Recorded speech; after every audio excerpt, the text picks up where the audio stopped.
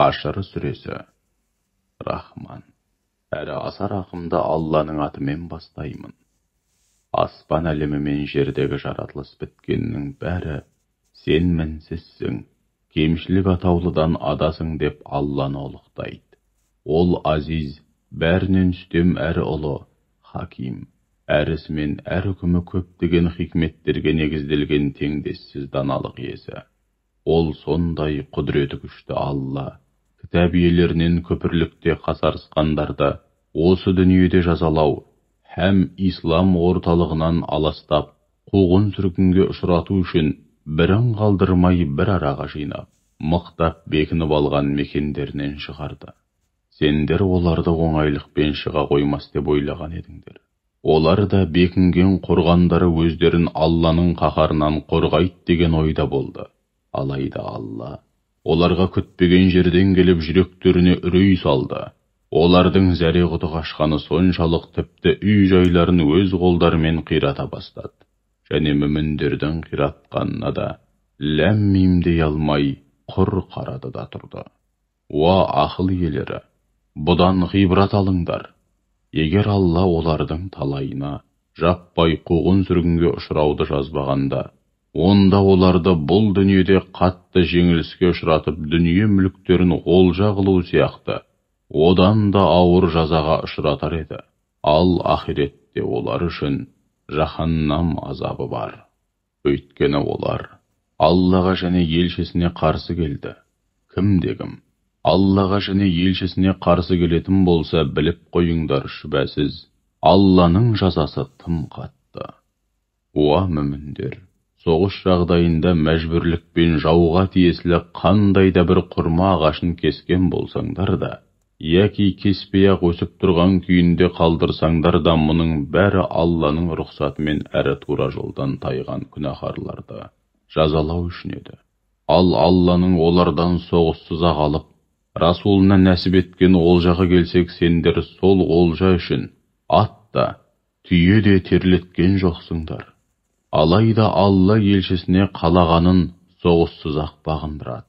Алланың құдіреті барлық нәрсеге толық жетеді.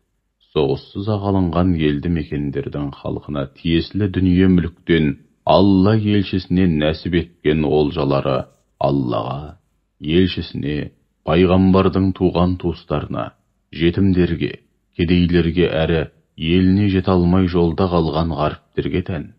Бұл аталмыш дүние мүлік араларыңдағы байлардың арасында ғана айналымда болатын дәулетке айналмау үшін берілген үкім. Сол олжадан пайғамбар сендерге не берсе соны алып, соған риза болыңдар. Сондай-ақ діни үкім ретінде пайғамбар өздеріңе не жеткізсе, соны шын көңілден қабыл алыңдар. Және не нәрседен тыйса содан тыйылыңдар. Аллаға шын көңілден тағзым етіңдер, әрі оған қарсы келуден сақтаныңдар. Шүбәсіз Алланың жазасы тым ауыр. Сондай-ақ бұл олжа Алла жолында атамекенінен қуылып бар дүниелерінен айрылған кедей мұхажирлерге тән. Олар Алланың шарапаты мен разылығын ғана қалайды. Және Алланың дініне әрі елшісіне жан тәндерімен қолдау көрсетеді. Иманда және дін жолындағы қызметте шынайы болған шыншылдар, міне солар. Олардан бұрын Мәдинаны мекен етіп, иман құшағына оранғандарға келсек, олар өздеріне Алла жолында қоныс аударып келген мұхажирлерді шын жүректен жақсы көреді. Және оларға берілген олжаны немесе басқа да дүниені іштей қызғанбайды һәм қажетсінбейді. Тіпті өздері мұқтаж бола тұра, оларды өздерінен артық көреді. Әрине, ансарлардың да олжадан алатын өз үлесі бар. Кім-де-кім нәпсісінің сараңдығымен, ашкөздігінен сақтан алса, мәңгілік азаптан құтылып мақсат мұратына жеткен бақытты жандар, міне солар.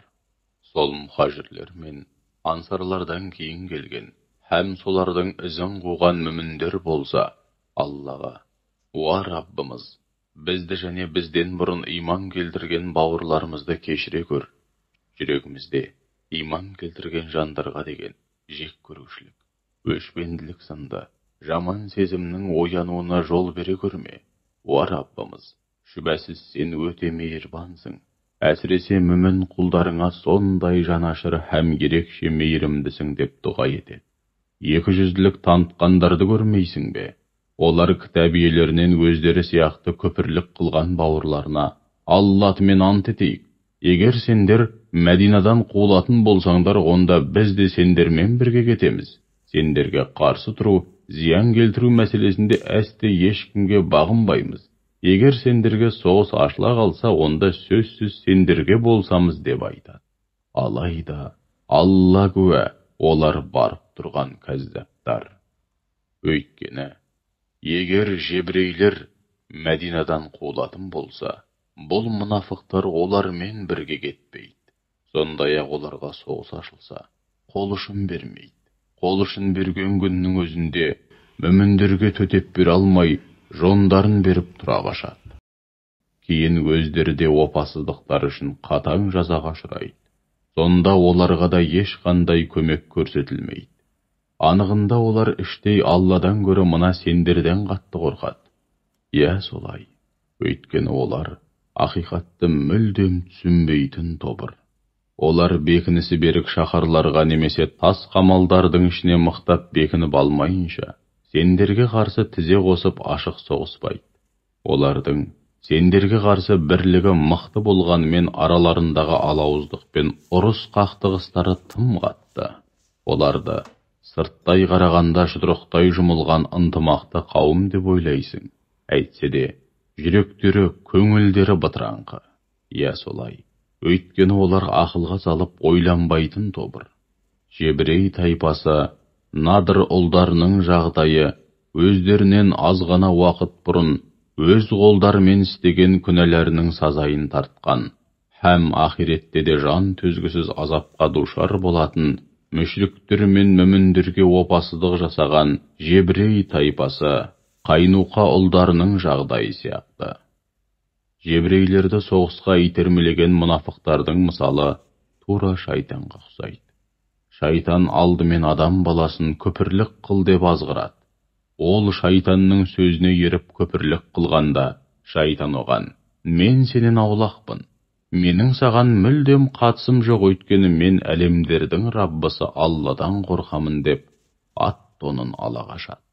Ақырында екеуі де тозаққа кіріп, ішінде мәңгі бақи қалатын болады. Өзіне де, өзгеге де қиянат жасаған залымдардың жазасы міне осындай. Уа иман келтіргендер, Аллаға шын көңілден тағзым етіңдер және оған қарсы келіп асы болудан сақтаныңдар. Әркім ертеңгі ақирет үшін не істеп, о дүниеге не жолдағанына көңіл аударсын. Аллаға шын көңілден тағзым етіңдер және оған қарсы келіп асы болудан сақтаныңдар. Шүбәсіз Алла не істеп, не қойып жүргендеріңнен толық хабардар. Алланы ұмытқан, Алла да оларға өз-өздерін ұмыттырған бейбақтар секілді болмаңдар, хақ жолдан тайған күнәһарлар, міне солар. Тозақтықтар мен жұмақтықтар әлбетте тең бірдей болмайды. Жұмақтықтар нағыз жетістікке, зор табысқа жететіндер. Егер біз осынау қасиетті де, айбатты Құранды тауға түсіргенімізде, оның алыптығына қарамастан Аллаға деген ерекше құрметі мен қорқынышынан бас иіп, күл паршасы шыққанын көрер едің. Біз адамдар үшін жүйелі түрде ойланып ғибрат алсын деп, осындай мысалдар келтірудеміз. Ол өзінен басқа тәңір болмаған жалғыз Алла. Ғайыпты да, жарияны да, яғни сезім мүшелерімен сезіп білу мүмкін болмаған тылсым әлемді де, сезілетін жария әлемді де толық білуші. Ол Рахман, күллі жаратылысқа рахымды, Рахим, әсіресе мүмін құлдарына ерекше мейірімді. Ол өзінен басқа тәңірі болмаған жалғыз Алла, Мәлик, шексіз билік иесі, Құддус, өзі қандай мінсіз әрі пәк болса, күллі ғаламды да әрдайым таза ұстаушы. Сәлем, есендік пен тыныштық кепілі. Мумин, күмән мен үрейден арылтып, жүректерге иман нұрын ұялатушы. Мұхаймин, күллі жаратылысты бақылауында ұстаушы һәм қорғаушы.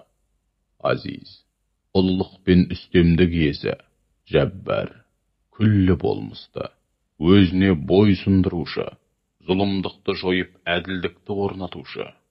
Мүтәкәббир, ұлылығын паш етуге толық құқылы болған, теңдесі жоқ ұлылық иесі.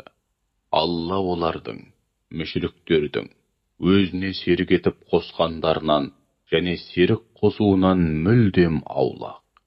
Алла, Халиқ, бәрін жоқтан жаратқан, жалғыз жаратушы, бәри, жаратуда ешкіммен ортақтаста, серіктесте болмайтын мінсіз жаратушы, Мусауир, әр жаратылысқа өзіне сай, әр жарасымды кескін келбет беріп бейнелеуші. Ең көркем есімдер бір өзіне ғана тән. Күллі аспан әлемі мен жердегінің бәрі оған сен мінсізсің.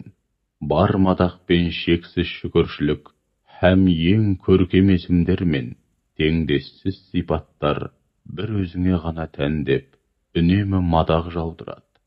Ол азиз, ұлылық пен үстемдік иесі, хаким, әр үкімі мен әр ісінде көптеген хикметтер болған асқан даналық иесі.